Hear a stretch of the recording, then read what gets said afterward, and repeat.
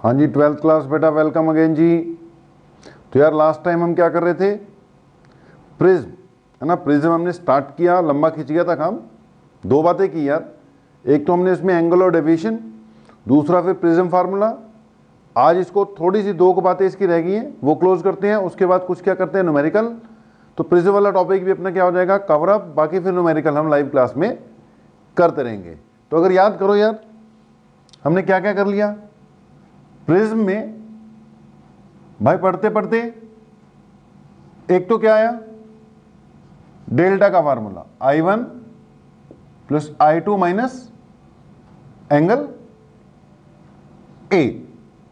Symbols have their usual meaning. I1 क्या है भाई, एंगल ऑफ इंसिडेंस। I2 क्या है, याद करो, it was angle of emergence, second वाले फेज का angle of refraction. Overall prism के लिए it is angle of emergence. A angle of prism हो गया। या फिर हमने इस पे इसी का बेटा एक स्पेशल फार्मूला निकाला, ये भी एंगल ऑफ डेविएशन का ही है कि delta is equal to mu minus 1 into A. लेकिन ये तब यूज होगा जब एंगल्स छोटे होते हैं। उसके लिए रूल है कि अगर ए छोटा होगा तो देख बाकी भी छोटे हो जाएंगे। अब ए के लिए रूल है कि अगर ये 10, 12, 8, मैंने बोला था 15 तक चल मान लो, इससे नीचे नीचे तो ये लग जाएगा। अदरवाइज फिर ये फार्मूला नहीं लगाना होता, मेन ही लगाना होता। न्यूमेरिकल में ध्यान रखना है भाई कि एंगल ऑफ प्रिज्म कितना दे दिया। अब मान लो इक्विलेटरल प्रिज्म है, अब उसमें एंगल ऑफ प्रिज्म 60 डिग्री है, सारे उसके एंगल 60 होते हैं। अब उस पर तो यही वाला एक्सप्रेशन लगेगी अगर इस टाइप का न्यूमेरिकल आ गया जिसमें ए 60 दे रखा हो या इक्विलेटरल प्रिज्म उसने बोल रखा हो। ओके जी।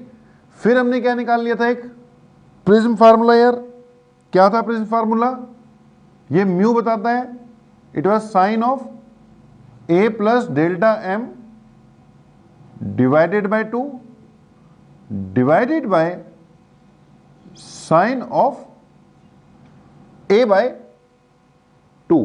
ये प्रिज्म फार्मूला है भाई, ये भी काम आएगा। कुछ न्यूमेरिकल्स तो देखो करने पड़ेंगे, कुछ बोर्ड पे सोल्व कराएंगे, बाकी आप अपने आप कर ही रहे हो असाइनमेंट वगैरह में। ओके, अब ये चीजें हो गई। अच्छा, इसमें एक और बात हमने बार बार की हुई है कि जो म्यू है, mu it is inversely proportional to wavelength. एक कॉचीज रिलेशन आपको बताई थी, A plus B by lambda square plus C by lambda की पावर 4। अब उसका जो क्रक्स है यार, मुद्दे की बात उसमें से ये निकलती है कि जो म्यू होता है it is inversely proportional to lambda, यानी इनवर्सली प्रोपोर्शनल टू वेवलेंथ। तो इसके हिसाब से अगर इन दोनों चीजों को मिला लो यार, ये क्या कह रहे हैं कि डेल्टा इज, ये एक्सप्रेशन कह रही है डेल्टा यानी कितनी डेविएशन होगी, it is directly proportional to mu. ठीक है, म्यू पर डिपेंड कर ही रही है।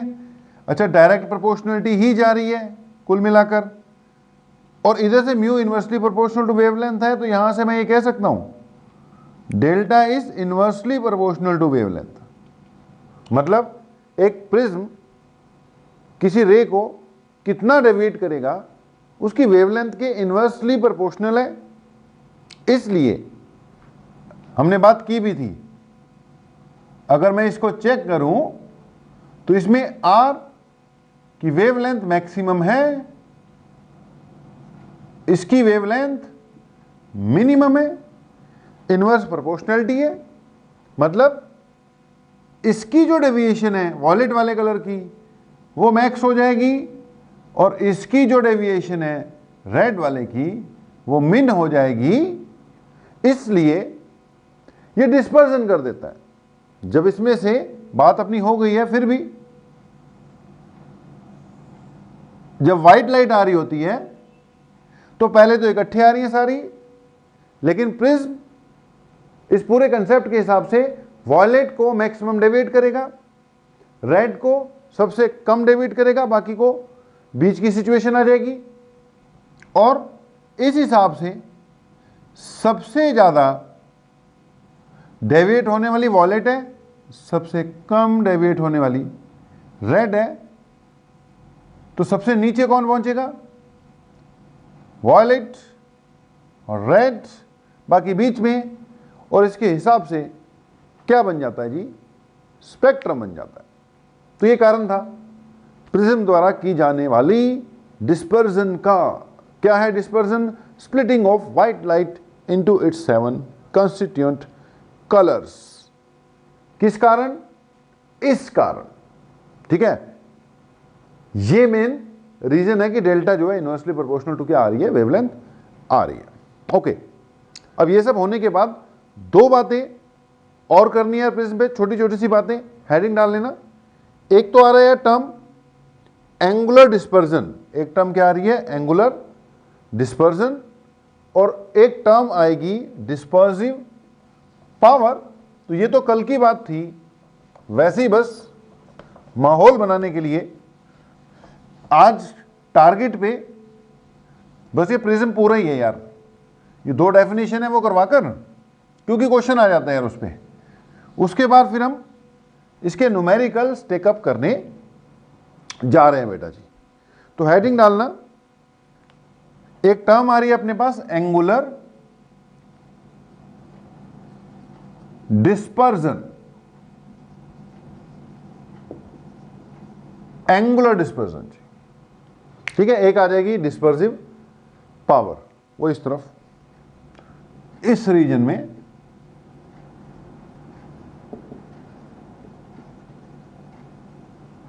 करवा देंगे जी। तो angular dispersion and dispersive power, ले इस पे भी लगा दो डब्बा। तो dispersive power and angular dispersion, ध्यान से सुनना, डेफिनेशन ही है। अब कई बार डेफिनेशन ही आ जाती है तो क्या करोगे भाई, डेफिनेशन ही लिख के आनी पड़ेगी। मान लेते हैं ये हमारा प्रिज्म है, इसमें व्हाइट लाइट आ रही है। प्रिज्म ना होता तो कुछ ऐसे चल जाएगी, लेकिन प्रिज्म तो अपना काम कर जाएगा। अभी अभी बात चल रही थी, सबसे ज्यादा किसको डेविएट कर जाएगा, वॉलेट को, और सबसे कम किसको करेगा, रेड को। तो स्थिति मान लो ऐसी हो जाएगी, ये स्थिति हो जाएगी। सबसे ऊपर यानी सबसे कम डेविएट होने वाला जो कलर होगा, ये स्पेक्ट्रम मान लो बन जाएगा।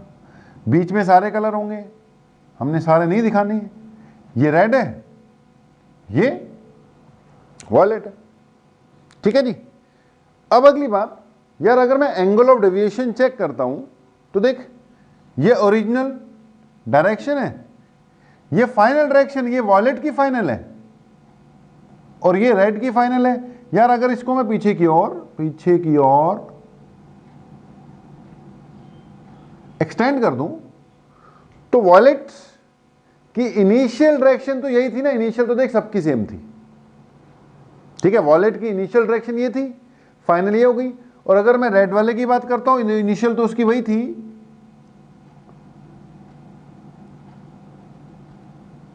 ये इसकी फाइनल डायरेक्शन है।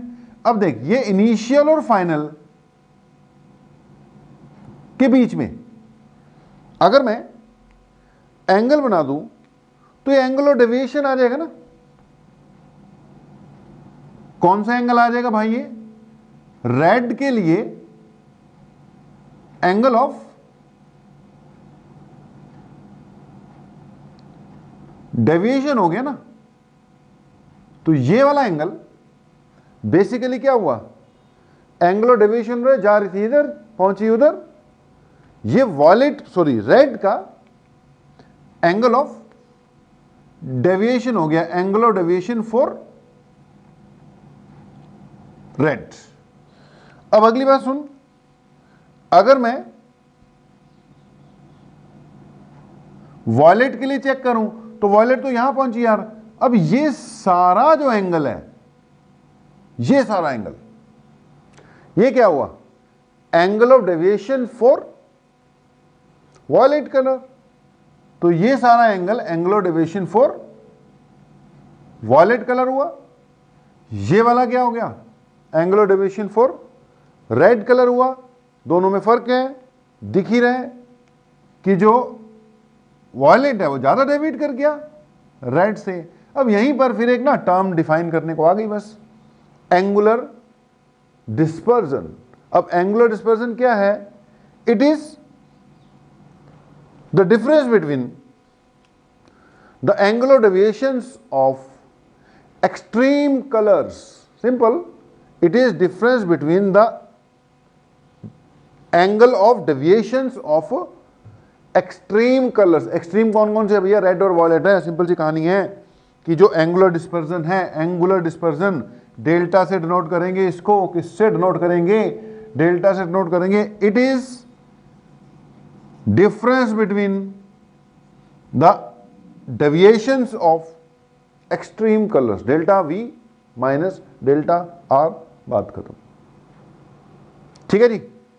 अब इसमें एक और बात सुन लो, हम कह रहे हैं कि म्यू जो है वेवलेंथ पे डिपेंड करता है, यानी म्यू कलर पे डिपेंड करता है, अलग अलग कलर के लिए अलग अलग वेवलेंथ। तो यार वॉयलेट के लिए मान लो म्यू भी होगा, और रेड के लिए मान लो प्रिज्म ने कितना शो किया, म्यू आर शो किया। अब इसकी जगह फिर अगर आपको याद हो तो डेल्टा इक्वल टू तो क्या है, म्यू माइनस 1 इंटू ए है ना। तो वॉयलेट के लिए डेल्टा क्या हो जाएगा, म्यू वॉयलेट माइनस 1 इंटू ए। इसके लिए क्या हो जाएगा, म्यू आर माइनस 1 इंटू ए। क्या दिक्कत है, वैल्यू पुट करनी है बस, यहां पे वैल्यू पुट कर दे, डेल्टा इक्वल टू हो जाएगा भाई mu delta we minus delta R. ये डेल्टा वी है वॉयलेट वाला, ये डेल्टा आर है। इसमें से इसको जब तू माइनस करेगा तो ए तो कॉमन आ जाएगा, ठीक है जी। और 1 और 1 कैंसिल हो जाएंगे, चेक करके देख ले, ए कॉमन आ जाएगा। ये mu V minus 1 minus mu R, ये प्लस हो जाएगा, 1 1 कट जाएंगे, मैं डायरेक्ट लिख दूंगा डेल्टा इक्वल टू क्या आ जाएगा, it will be mu V minus mu R into A. ये किसकी एक्सप्रेशन आ गई, सिंपली इसी को एंगुलर डिस्पर्जन कहते हैं। It is known as angular dispersion. अब आप इसमें देख सकते हो बेटा, जो एंगुलर डिस्पर्जन है डेल्टा, वो नेचर ऑफ द मटेरियल पे भी डिपेंड कर रही है, यानी म्यू पे भी डिपेंड कर रही है, नेचर ऑफ द मटेरियल यानी म्यू पे, और एंगल ऑफ प्रिज्म पे भी डिपेंड कर रही है, मतलब दोनों पे डिपेंड करती है। कई बार ना इसी टाइप में क्वेश्चन आ जाते हैं। तो delta depends on nature of material, कई बार क्वेश्चन आते हैं इसलिए लिख रहा हूं, nature of material and angle of prism, angle of prism पे भी डिपेंड करती है। बस इतना ही है, इतनी ही बात करनी थी। ओके, अब अगली बात है डिस्पर्सिव पावर, उस पे भी आते हैं। डिस्पर्सिव पावर ना एक्चुअली ये बता रही है कि कितनी ज्यादा डिस्पर्जन होगी, जितनी डिस्पर्सिव पावर होगी, डिफाइन अभी करते हैं, जितनी डिस्पर्सिव पावर होगी उतना ही जो स्पेक्ट्रम है ना यार उसका स्प्रेड ज्यादा होगा। बात को समझो, जितनी डिस्पर्सिव पावर, ये तो बस ये बता रही है दोनों के बीच का फर्क है। ओके, अब ये भी जितनी ज्यादा होगी, देख स्प्रेड उतना ज्यादा होगा डेल्टा वी और डेल्टा आर के बीच में। जितना कम फर्क होगा, एंगल का जितना कम फर्क होगा उतना, उसका मतलब स्पेक्ट्रम क्लोज सा बन गया ना, एक्सट्रीम कलर के बीच में फर्क ही नहीं है। तो एंगुलर डिस्पर्जन का भी मीनिंग बेसिकली क्या है कि स्पेक्ट्रम कितना वाइड सा बन गया, खुला खुला बन गया। अगर ये कम है तो स्पेक्ट्रम बड़ा क्लोज सा बन जाएगा, इकट्ठा सा, और अगर ये ज्यादा है तो स्पेक्ट्रम खुला बनेगा। Spread of the spectrum will be more. ऐसे डिस्पर्सिव पावर भी बेसिकली कितना डिस्पर्स हो रहा है ये बता रही है, या कितना स्पेक्ट्रम स्प्रेड होगा यही बता रही है। डिनोट इसको हम ओमेगा से करेंगे, सिंपल सी बात है। लेकिन डिस्पर्सिव पावर से पहले बेटा एक टर्म लेकर आ रहा हूं मैं, जिसको हम बोलेंगे मीन डेविएशन। डेल्टा से देख डिनोट कर दिया मैंने मीन डेविएशन। सुनना, सबसे ज्यादा वॉयलेट डेविएट कर रहा है, सबसे कम रेड कर रहा है। यार इसकी एवरेज सी डेविएशन जो है उसको क्या कह देंगे हम? Mean deviation. अगर एक ही बार में बताना हो कि कितनी की डेविएशन हो रही है तो क्या निकालना पड़ेगा भैया? मुझे मीन निकालना पड़ेगा। अच्छा, मीन कैसे निकाल सकते हो? जो मीन डेविएशन है उसको मैं ऐसे लिख सकता हूं, delta V plus delta R by 2 लिख सकता हूं। देख, वॉलेट की सबसे ज्यादा, रेड की सबसे कम, दोनों एक्सट्रीम कलर का मीन निकाल लिया, सिंपल मीन, अर्थमेटिक मीन। तो मीन डेविएशन मतलब एवरेज सी डेविएशन कितनी हुई, वो होगी delta V plus delta are divided by 2। अच्छा, ये जो आपका विब गियोर है, अब इसमें ना येलो को मीन कलर माना जाता है। देख, वॉलेट को छोड़ देते हैं आमतौर पे, वॉलेट इंडिगो को छोड़ देते होते हैं हम, क्योंकि फेंट होते हैं काफी। ऊपर से वॉलेट इधर जितना जाओगे ना इस साइड पे, तो लाइट की वेवलेंथ कम है, मतलब इसकी फ्रीक्वेंसी ज्यादा है, एनर्जी ज्यादा है। तो वॉयलेट अल्ट्रा वॉयलेट वाले रीजन का पंगा भी नहीं लेते हैं। तो जितनी भी स्टडी करते हैं ना, स्पेक्ट्रोमीटर स्पेक्ट्रम वगैरह कर जब स्टडी करते हैं तो ये ब्लू से स्टार्ट करते हैं, ठीक है। प्रैक्टिकली एक्सट्रीम कलर जो है वो किसको माना जाता है? प्रैक्टिकली जितने भी एक्सपेरिमेंट वगैरह करते हैं ना, तो उसमें एक्सट्रीम कलर ब्लू को मानते हैं, क्योंकि देखो वॉलेट तक जाते ही नहीं है, वॉलेट से फिर अल्ट्रा वॉलेट वाली स्थिति शुरू हो जाती है, वो हार्मफुल हो जाएंगी रेज। वैसे भी ये इंडिगो भी काफी फेंट होता है, तो ये ज्यादा एनर्जी वाली रेज है यार, आंखों को नुकसान कर सकती हैं। भाई एक्सपेरिमेंट करने वाले भी बंदे हैं, उनकी भी आंखें कीमती हैं। तो प्रैक्टिकली जितने भी एक्सपेरिमेंट वगैरह किए जाते हैं ना, ब्लू से स्टार्ट करते हैं यार, तो ब्लू को ही एक्सट्रीम कलर मानते हैं। अब इसके हिसाब से येलो को मीन कलर माना जाता है, ठीक है। तो वैसे तो मीन ऐसे निकाल लो, लेकिन येलो वाली जो डेविएशन है ना, उसको भी कई बार मीन डेविएशन मान लेते हैं। येलो वाली को कई बार मीन डेविएशन हम मान लेते हैं। चलो, ये भी बात हो गई। तो एक तो मीन डेविएशन का हमें क्या पता होना चाहिए? कंसेप्ट पता होना चाहिए, ठीक है। मीन डेविएशन, कभी कभी जो मीन डेविएशन है ना, अब याद करो अपने पास फार्मूला क्या पड़ा हुआ डेविएशन का? It is mu minus 1 into A. ध्यान से सुनना, डेल्टा का फार्मूला तो है ही ना अपने पास, फिर म्यू माइनस 1 इंटू ए। तो कभी कभी अगर मुझे मीन डेविएशन चाहिए तो मैं मीन रिफ्रैक्टिव इंडेक्स से भी निकाल लूंगा मीन डेविएशन। एक तरीका, भाई वॉयलेट की जो डेविएशन आई, रेड की जो डेविएशन आई, उसका मीन निकाल ले। दूसरा तरीका, जो मीन डेविएशन है येलो वाली को, तो मीन डेविएशन ही मान ले, येलो की जो डेविएशन हुई उसी को मीन मान ले। तीसरा तरीका कि तू पहले मीन रिफ्रैक्टिव इंडेक्स निकाल ले, म्यू एम, ठीक है, ये मीन हो गया। वहां से जो डेविएशन आएगी वो मीन डेविएशन, और मीन रिफ्रैक्टिव इंडेक्स फिर से वही बात, mu V plus mu R. Violet और रेड का जो है जैसे मर्जी करता जाए यार, मीन डेविएशन का कंसेप्ट पता होना चाहिए। येलो वाले का रिफ्रैक्टिव इंडेक्स मीन मान लेंगे, चाहे ऐसे निकाल लें, ठीक है। तो छोटी छोटी सी बातें हमें क्या पता होना चाहिए? व्हाट इज मीन डेविएशन, ये पता होना चाहिए डिस्पर्सिव पावर से पहले। तीन बातें समझ लो, हमारे पास तीन टर्म है, एक एंगुलर डिस्पर्सन है, एक मीन डेविएशन भी मान लो एक अलग ही टर्म है, और फिर आगे dispersive power. Dispersive power simple है, it is ratio of angular dispersion and mean deviation. लिख सकते हो। मैंने बोला दो नहीं, एज्यूम कर लेते हैं कि जैसे अपने पास 3 टर्म्स थी, ठीक है, मान लेते हैं 3 टर्म्स ही थी। पहली कौन सी? Angular dispersion. दूसरी कौन सी? Mean deviation. तीसरी अब क्या आएगी? Dispersive power. तो अगर मैं बोलूं व्हाट इज डिस्पर्सिव पावर तो बोल चुका हूं मैं, दोबारा बोल देता हूं कि it is defined as ratio of angular dispersion and mean deviation. Dispersive power is defined as ratio of angular dispersion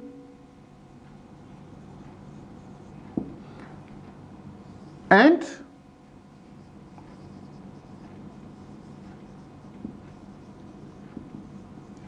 ratio of angular dispersion and mean deviation.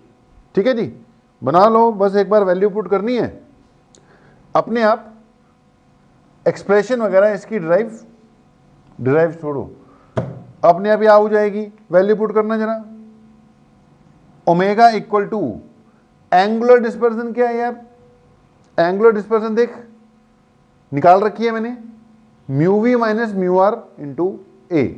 तो ये थी आपकी म्यू वी माइनस, लिख लेना भाई, mu V minus mu R into A, और नीचे क्या आना है, मीन डेविएशन.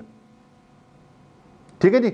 अब मीन डेविएशन में चाहे तो ये एक्सप्रेशन पुट करो, लेकिन अब अपनी एक्सप्रेशन किस टर्म्स में चल रही है बेटा, म्यू के टर्म्स में चल रही है ना. देख मैं कह रहा हूं जो मर्जी चल जाएगी, ऊपर एंगुलर डिस्पर्जन आनी चाहिए, नीचे मीन डेविएशन. लेकिन अब मैंने जो यहां पे एंगुलर डिस्पर्जन की एक्सप्रेशन पुट कर दी, कौन सी पुट कर दी, म्यू वाली पुट कर दी ना.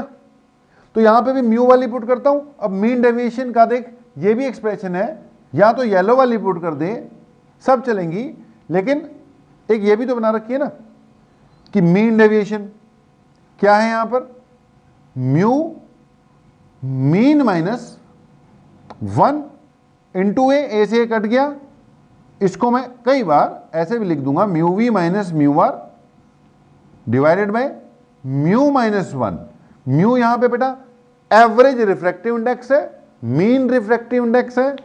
चाहे उसको ऐसे निकाला हो, चाहे वो येलो वाले का हो, चाहे ऐसे निकाल लो, चाहे येलो वाले का हो. ये किसकी एक्सप्रेशन हो गई यार, this is expression for angular dispersion. बेटा ये क्या थी, mean angular dispersion divided by mean deviation. ठीक है, एंगुलर डिस्पर्जन ओवरऑल डेल्टा से नोट कर रखी थी मैंने, और यहां पे क्या लगा दिया, डेल्टा मीन. सिंपल सी कहानी है. एक नोट करने वाली बात जरूर है, बता दोनों ही रहे हैं कि कितना ज्यादा स्पेक्ट्रम में स्प्रेड होगा. दोनों बेसिकली यही बात बता रहे हैं कि स्पेक्ट्रम कितना ज्यादा स्प्रेड होगा. लेकिन दोनों में फर्क ये हो गया कि इसमें बेटा ए कैंसिल हो गया.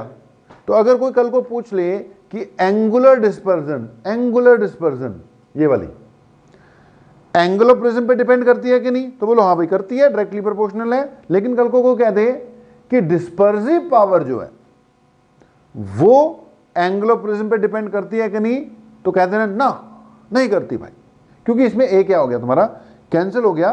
तो ओमेगा जो है it depends on nature of the medium, depends on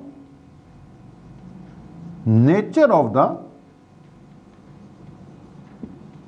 medium, and it is independent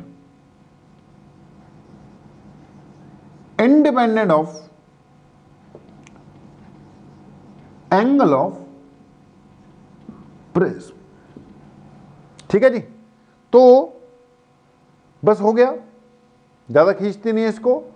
prism में बेटा अगर इसका थ्योरी वाला पार्ट देखें तो सबसे पहले उसकी बेसिक इंट्रोडक्शन, डायग्राम कैसे बनेगा, कैसे रे घुसती है, कैसे रे निकलती है, ये पता होना चाहिए. उसके बाद फिर हमने एक डेल्टा की एक्सप्रेशन फाइंड करनी है, I1 प्लस I2 माइनस ए या म्यू माइनस 1 इंटू ए. उसके बाद बेटा प्रिज्म फार्मूला है, उसमें एक डायग्राम सा भी आता है कि कैसे आई वर्सेस डेल्टा में वेरिएशन आती है, बीच में एक minimum angle of minimum deviation का कंसेप्ट आ गया. उसके बाद फिर लास्ट में छोटी छोटी बातें थी, एक एंगुलर डिस्पर्जन है, एक मीन डेविएशन है और एक डिस्पर्सिव पावर। तो ये तो हो गया क्लोज। अब आती है न्यूमेरिकल्स की बारी। तो कुछ न्यूमेरिकल तो भैया करा कर आपको भेजेंगे ही, नोट करो, न्यूमेरिकल भी स्टार्ट कर रहे हैं अभी। हाँ जी बेटा यार, तो प्रिज्म पे कुछ 2 4 5 जितने भी होते हैं न्यूमेरिकल्स कर लेते हैं, ठीक है। दूसरे वाले की फोटो मैंने पहले बना दी, टाइम बच जाएगा, चलो समय बचेगा अपना थोड़ा सा। एक पहला क्वेश्चन देखना, स्क्रीन पे आ रहा होगा आपके। कह रहा है रे of light passing through an equilateral triangular prism. कैसा भाई? Equilateral triangular prism from air undergoes minimum deviation. पहली बात तो कह रहा है इक्विलेटरल प्रिज्म है, पहला क्वेश्चन है मेरे भाई, और दूसरा वहां पे शुरू करेंगे। इक्विलेटरल है यानी एंगल ऑफ प्रिज्म 60 डिग्री दे रखा है, और कह रहा है कि ये मिनिमम डेविएशन में आ जाता है when angle of incidence is 3/4 of angle of prism. कहता है अगर angle of incidence 3/4 of angle of prism हो गया तो भैया प्रिज्म किस में चल रहा होगा? It will be under minimum deviation. ऐसा भाई ये सवाल कह रहा है, ठीक है।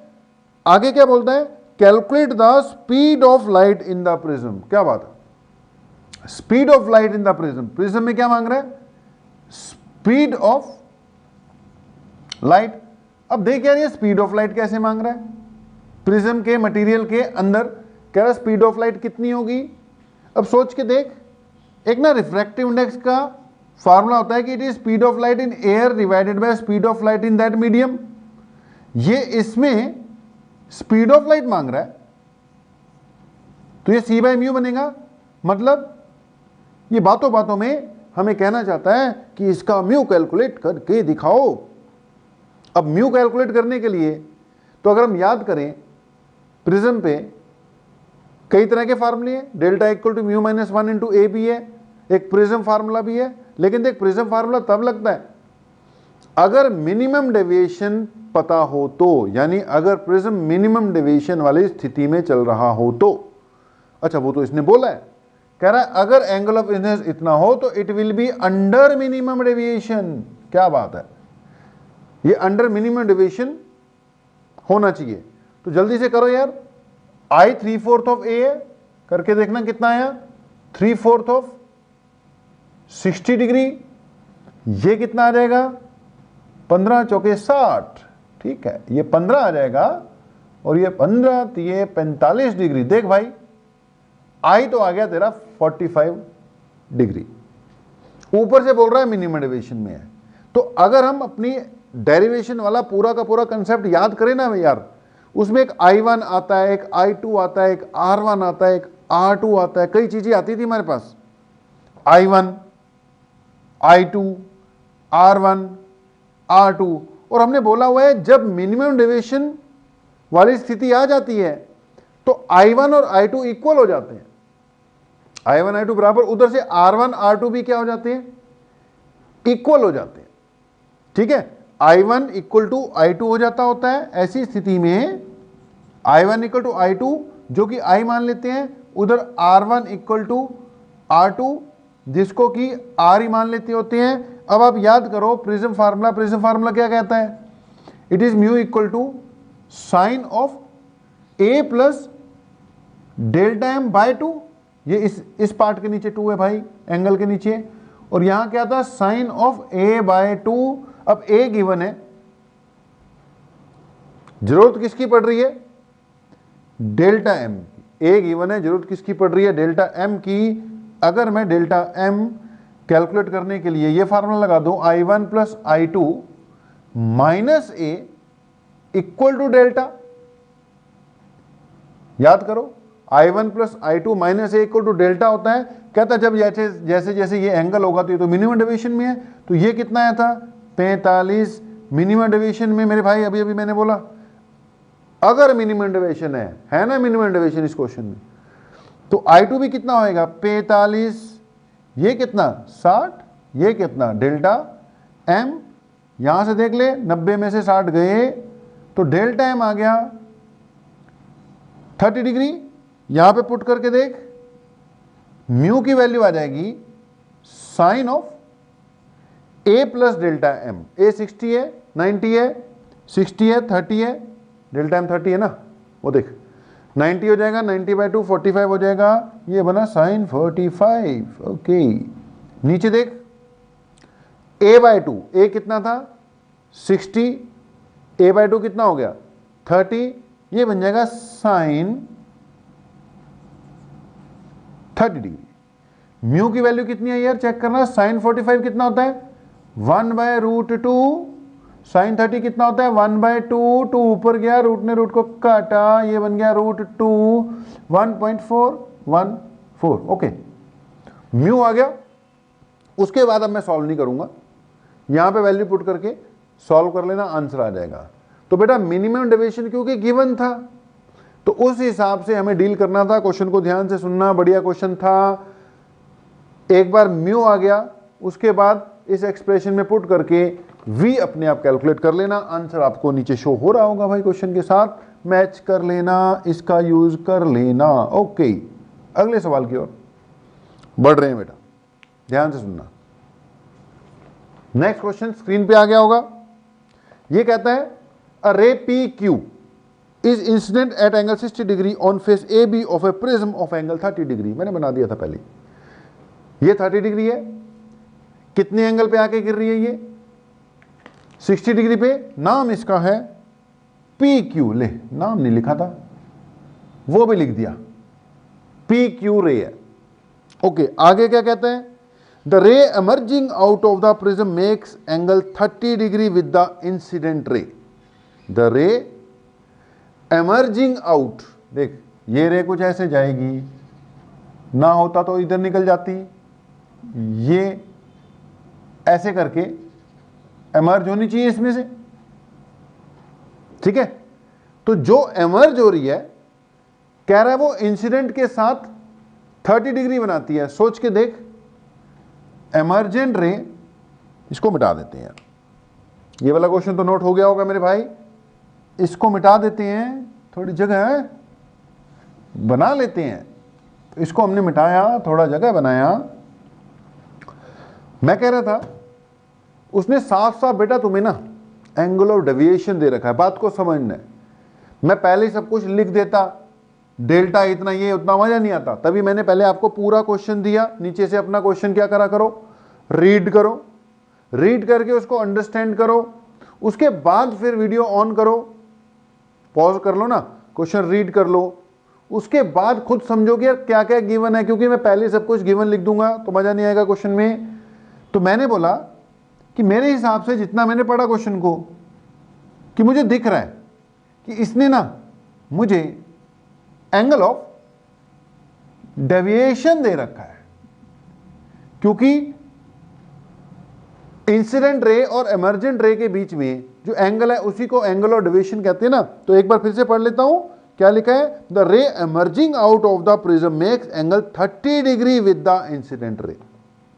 इंसिडेंट रे और ये जो एमर्जेंट वाली रे है, ये जो एमर्जेंट वाली रे है, इसमें और ओरिजिनल के बीच में कितना एंगल कह रहा है, दे रखा है 30 डिग्री। ऊपर से एंगल ऑफ प्रिज्म भी कितना दे रखा है 30 डिग्री। बस ये पॉइंट समझना है कि एंगल ऑफ डेविएशन कितना दे रखा है 30 डिग्री। अब ये मिनिमम डेविएशन ऐसा तो कुछ यहां पर बोला गया नहीं है। फाइंड क्या करना है, show that the emergent ray is perpendicular to the face BC through which it emerges. Show that the emergent ray is perpendicular to the face BC through which it emerges.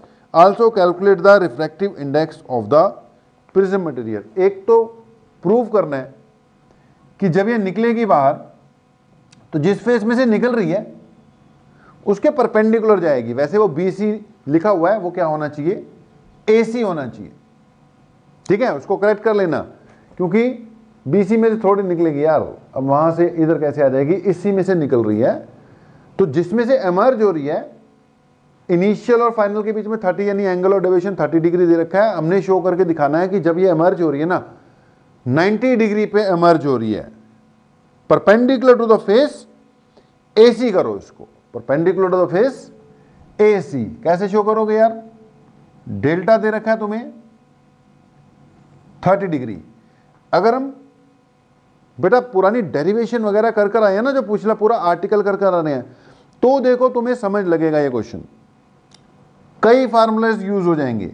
जैसे हमें एक I1 और एक R1 given होता था, first phase की जो refraction है वहां पे I1 R1 की जरूरत होती, सेकेंड फेज की जो रिफ्रैक्शन है वहां पर I2 और R2 यूज होता था। ठीक है, I2 क्या था, एंगल ऑफ इमर्जेंस, R2 क्या था, angle of incidence at second phase. Second phase का एंगल ऑफ इंसिडेंस R2 होता था। याद करो अपने डायग्राम, देखो डायग्राम किए होंगे तो क्लियर होगा। अब डेल्टा 30 दे रखा है, देख ए भी क्या दे रखा है 30 दे रखा है। अब याद करो हमारे पास एक formula delta equal to I1 plus I2 minus angle A, बोलो है ही है। अब डेल्टा की जगह तो डेल्टा ही रखेंगे, नहीं डेल्टा की जगह तो 30 रखेंगे, डेल्टा क्यों रखेंगे, ये दे रखा है 30। देख I1 कितना दिया है, I1 ये एंगल होता था एंगल ऑफ इंसिडेंस, ये 60 दे रखा है, और एंगल ऑफ इमरजेंस चल अभी पता नहीं है, ठीक है। और ये कितना दे रखा है माइनस ए भी 30 दे रखा है यार। 60 में से 30 गए 30, ये उधर चले गया, 30 में से 30 भी चले जाएंगे 0। तो अगर आप चेक करते हो तो I2 कितना आ रहा है यार, it is coming out to be equal to 0। अब सोच के देख I2 था क्या, I2 था सेकेंड फेज का एंगल ऑफ इमरजेंस। मतलब जब रे बाहर निकलती है तो नॉर्मल के साथ कितना बनाती है, वो एंगल ऑफ इमरजेंस होता है, वो 0 आ रहा है। तो 0 आ रहा है तो इसका मतलब यही है ना कि जिस तरफ नॉर्मल जा रही है ये उसी तरफ क्या कर रही है, एमर्ज कर रही है। जिस तरफ नॉर्मल जा रही है ये उसी तरफ एमर्ज कर रही है। कहने का मतलब ये जो फाइनल रे है ना, ये बिल्कुल नॉर्मली यही नॉर्मल है और यही क्या है, इमर्जेंट रे है। तभी I2 क्या आ रहा है, 0 आ रहा है। क्या होता था बेटा I2 angle of emergence, it is angle between emergent ray and normal. ओ भाई 0 आ गया, नॉर्मल भी यही है, इमरजेंट रे भी यही है, इसलिए प्रूव हो गया कि ये फेस AC को बिल्कुल परपेंडिकुलरली काट रही है। I2 0 होने का मतलब बिल्कुल नॉर्मली आई है यार, अगर एंगल ऑफ इंसिडेंस 0 हो। इससे खैर R2 भी क्या आ रहा है, 0 ही आ रहा है। तो समझो इस क्वेश्चन को, बढ़िया क्वेश्चन था।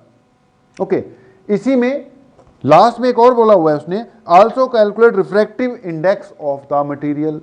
देख अगर तो ये मिनिमम डेविएशन वाली स्थिति वाला क्वेश्चन होता तो रिफ्रैक्टिव इंडेक्स इस फार्मूले से आता, लेकिन इसमें अब ये नहीं है कि रिफ्रैक्टिव इंडेक्स मांग लिया तो यही फार्मूला लगा दोगे। ये फार्मूला सिर्फ तब लगेगा जब हमें एंगल ऑफ मिनिमम डेविएशन पता हो। अब यहाँ पे तो मिनिमम डेविएशन ऐसा कुछ बोला ही नहीं है, तो जनरल ही जाना पड़ेगा बेटा, जनरल ही जाना पड़ेगा। जनरल जाने के लिए याद करो हमारे पास रिफ्रैक्टिव इंडेक्स निकालने के लिए या तो sign I1 by sine R1 है, इन्हीं एंगल्स के हिसाब से I1 R1 फर्स्ट फेज की refraction, I2 R2 second phase की रिफ्रैक्शन। अच्छा सेकेंड फेज वाले तो I1 I2 और R2 दोनों ही क्या आ गए, 0 आ गए। अब इससे तो निकलने वाला देख है नहीं है। फर्स्ट वाले के I1 R1 की बात करनी पड़ेगी, तो mu equal to sine I1 by sine R1 होता है। I1 देख साफ साफ कितना दे रखा है, 60 डिग्री। I1 यानी फर्स्ट वाले फेज का एंगल ऑफ इंसिडेंस तो दे रखा है 60 डिग्री। अब R1 अगर निकल जाए तो बात बन जाए। अब कैसे बात बनेगी, हमें पूरी की पूरी एक्सप्रेशन डिराइव करते वक्त एक R1 plus R2 equal to A नाम का फार्मूला भी पता था। देख अब R2 तो 0 प्रूव हुआ है, तो R1 plus 0 equal to A आ गया। देख R1 इक्वल टू A आ गया, A 30 डिग्री है, ले आ गया R1। तो यहां पर I1 कितना दे रखा था, 60 डिग्री साइन 60 कितना होता है, √3/2।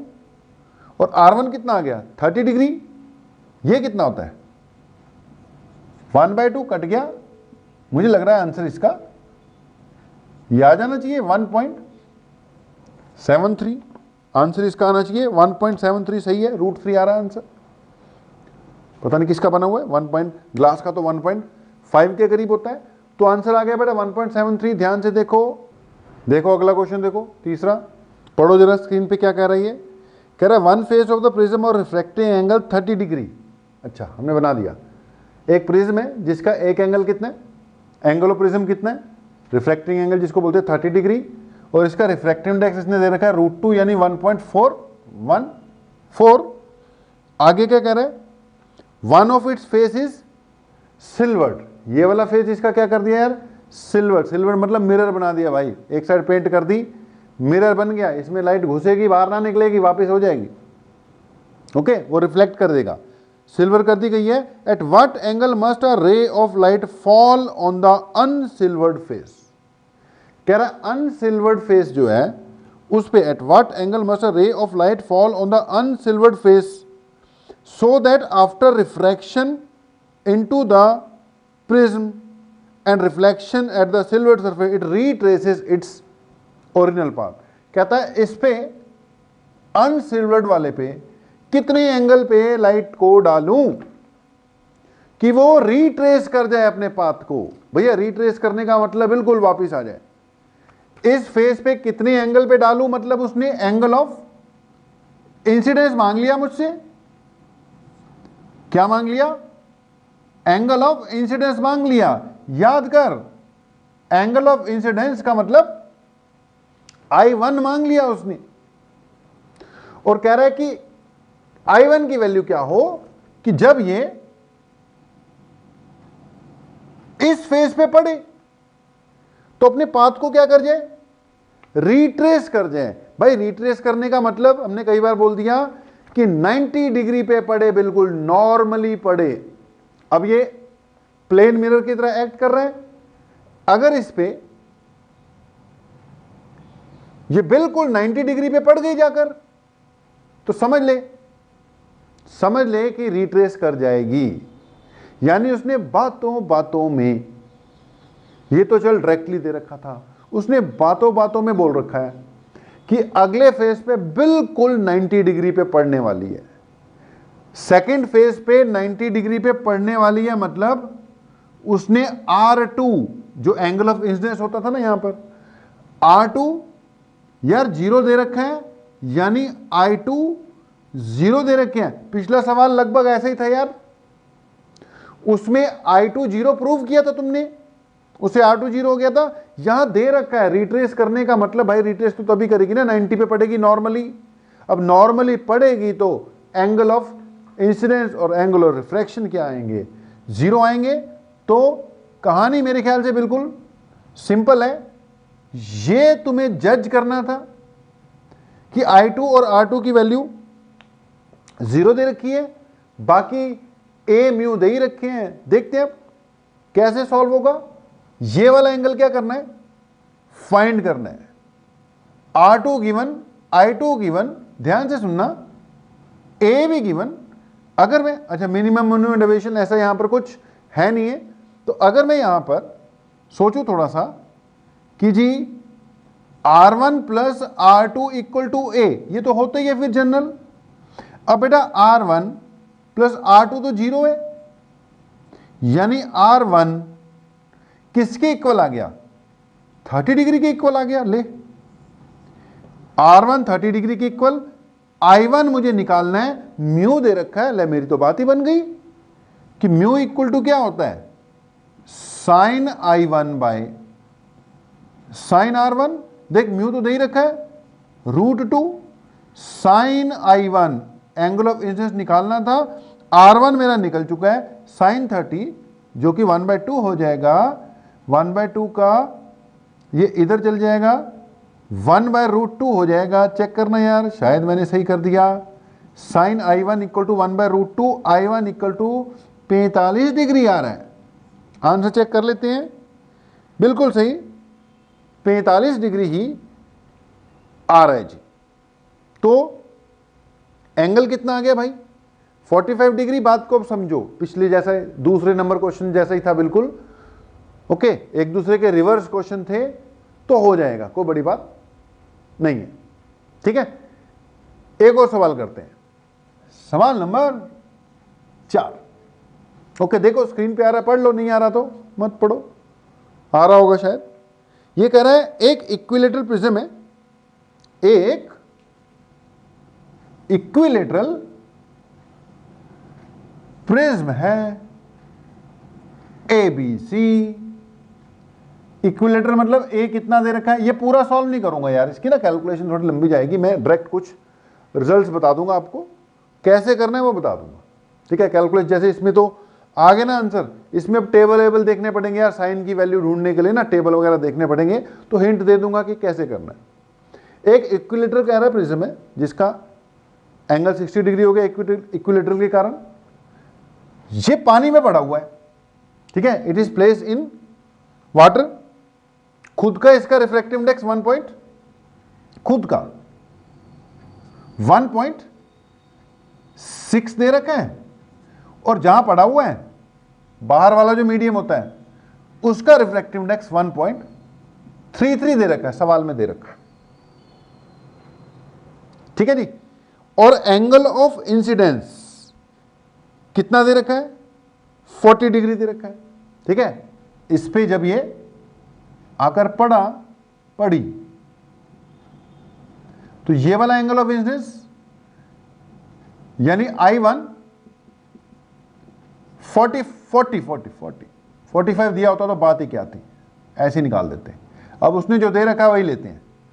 I1 40 डिग्री दे रखा है। ठीक है, फाइंड करने के लिए क्या बोला है? Find the angle of deviation. ठीक है, एंगल ऑफ डेविएशन फाइंड करने के लिए बोला गया है। तो इसमें ना ये स्टैंडर्ड एंगल नहीं है, इसलिए थोड़ा सा सॉल्व करने में हमें टाइम लग सकता है। ठीक है, थोड़ा सॉल्व करने में टाइम लग, मतलब टेबल लेवल देखने पड़ेंगे ना, वो अपने आप करना, मैं हिंट देता जाऊंगा कि कैसे कैसे करना है। अब देख I1 दिया हुआ है, डेल्टा फाइंड करना है। अब डेल्टा के लिए सोच, अच्छा म्यू भी दे रखा है, पिछले क्वेश्चन में म्यू में डायरेक्ट यूज कर रहा था, यहां पे म्यू पहले कैलकुलेट करना पड़ेगा। याद कर, इसका खुद का 1.6 है, लेकिन ये बाहर वाला मीडियम एयर नहीं है ना। अगर बाहर वाला मीडियम बेटा एयर होता तो 1.6 ही लेके कर लेते, हमें पहले म्यू निकालना पड़ेगा।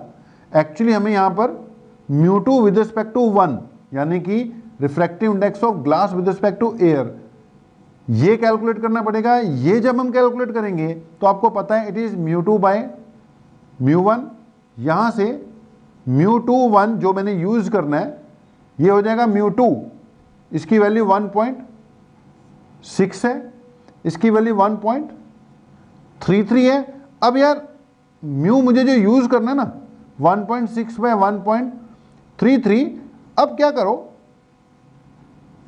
इसको कैलकुलेट करके अपना बनाकर रख लो। अब मैं यहां सॉल्व पूरा नहीं कर रहा, जो म्यू यूज होगा ना वो ये यूज होगा, इसको बना के अपना कैलकुलेट कर लो, साथ के साथ कर लो। मान लो तुमने कैलकुलेट कर लिया, तुम्हारे पास आ गया, अब आगे क्या करना? डेल्टा तक पहुंचना है, सोच। अब डेल्टा तक पहुंचने के लिए एक तो तुझे चाहिए होगा I1, एक चाहिए होगा I2, एक चाहिए होगा A, एक चाहिए होगा I1, एक चाहिए होगा I2, एक चाहिए होगा A। अब I1 तो गिवन है, चल 40, ठीक है। A भी चल गिवन है 60, बच क्या गया? I2 है ना, I1 गिवन है, A भी गिवन है। अब कहीं ना कहीं से तुम्हें कैलकुलेट क्या करने की कोशिश करनी है? I2 कैलकुलेट करने की कोशिश करनी है, I2 तक पहुंचना है। सोच, I2 तक पहुंचना है तो पहले क्या करूंगा मैं, इस फेस की जो रिफ्रैक्शन है पहले वाले की, सोच के देख, पहले वाले की जो रिफ्रैक्शन है उसके लिए मैं म्यू लगा दूंगा। यार क्या दिक्कत है मेरे को, मैं लगाऊंगा sign I1 by sine R1। अब कैसे कैसे जाना है बस मैं ये बताऊंगा। Mu is equal to sine I1 by sine R1 लगेगा। म्यू देख तूने यहां से निकाल लिया, यहां पुट कर दे। I1 40 डिग्री पुट कर दे।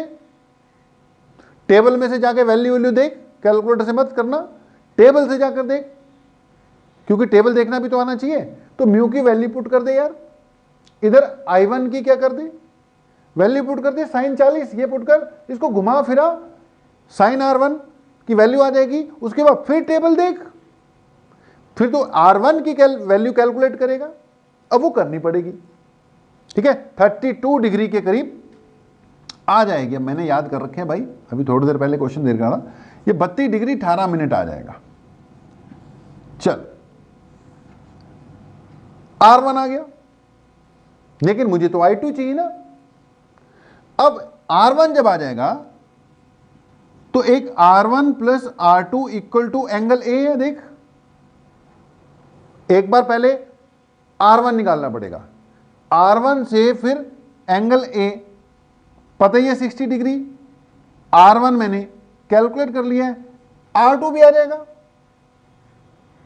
ओके, R2 27 डिग्री 42 मिनट आ जाएगा। अब भाई मैं बोल रहा हूं, मैंने याद कर रखे ये, अभी सवाल देख रहा था तो रिजल्ट याद कर रखे। म्यू पहले निकालना पड़ेगा, वैसे है क्वेश्चन में लॉजिक कोई खास नहीं था, लेकिन एक ही क्वेश्चन में सारे फार्मूले इन्वॉल्व करवा रहा है बस। तो पहले तो म्यू नहीं दिया उसने, डायरेक्ट कहता ये निकाल, चल निकाला।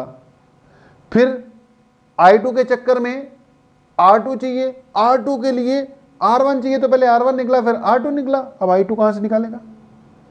I2 के लिए अब क्या लगाऊंगा, sine I2 by sine R2 equal to mu है, ये भी तो है ना। अगर sine I1 by sine R1 equal to mu था, तो sine I2 by sine R2 भी किसके इक्वल था, म्यू के इक्वल ही था, ठीक है। तो sine I2 by sine R2 equal to भी क्या है, म्यू है मान ले। अब म्यू की वैल्यू पता है, R2 निकला हुआ है, यहां से क्या कर लेगा तू, I2 भी अब कैलकुलेट कर ही लेगा। टेबल देखने पड़ेंगे भाई, ये क्वेश्चन कर लेगा ना जो बच्चा, टेबल देखने की प्रैक्टिस उसको जरूर हो जाएगी। ये 34 डिग्री आ जाएगा, ठीक है। अब तुम्हें कंफर्म होता रहेगा, 34 डिग्री आ जाएगा। एक बार I2 आ गया तो यहां पुट करना है भाई, I1 तुझे पता है। अब तो सॉल्व हो ही जाएगा। आंसर कितना दे रखा है, मेरे ख्याल से 14 डिग्री दे रखा है, ठीक है जी। तो आंसर इसका दे रखा है 14 डिग्री, हाँ 14 डिग्री आपका आंसर आना चाहिए, ठीक है जी। अब देखो प्रिज्म वाला टॉपिक भी आपको कर लेना चाहिए। न्यूमेरिकल्स का क्या है, जितने मर्जी मैं बोर्ड पे कराई जाऊंगा। अब जितने के मुझसे हो पाते हैं मतलब होने को क्या है, मैं न्यूमेरिकल कराता रहूंगा। लेकिन न्यूमेरिकल तो आप पहले प्रैक्टिस करोगे, उसके बाद ज़्यादा बेटर होगा ना। पहले एक बार प्रैक्टिस करो, स्टार्टिंग मैंने दे दी, चल कितने हुए, 4 ही हो पाए, टाइम भी लग जाता है, तो 4 मैंने करा दिए, स्टार्टिंग थोड़ी सी आपको दे दी। आप ट्राई करो अपने न्यूमेरिकल्स, बाकी लाइव में अपने डाउट पूछ लेना, और की जरूरत पड़ेगी और करा देंगे। तो यार करते करते प्रिज्म वाला पार्ट भी हमने क्या किया, क्लोज कर दिया। अब एज पर CBSE सिलेबस जो अगला ऑप्टिकल इंस्ट्रूमेंट्स है वो सिलेबस में नहीं है, कट गया इस बार, तो उसको कराएंगे हम, लेकिन वो लेटर स्टेज में करा दूंगा।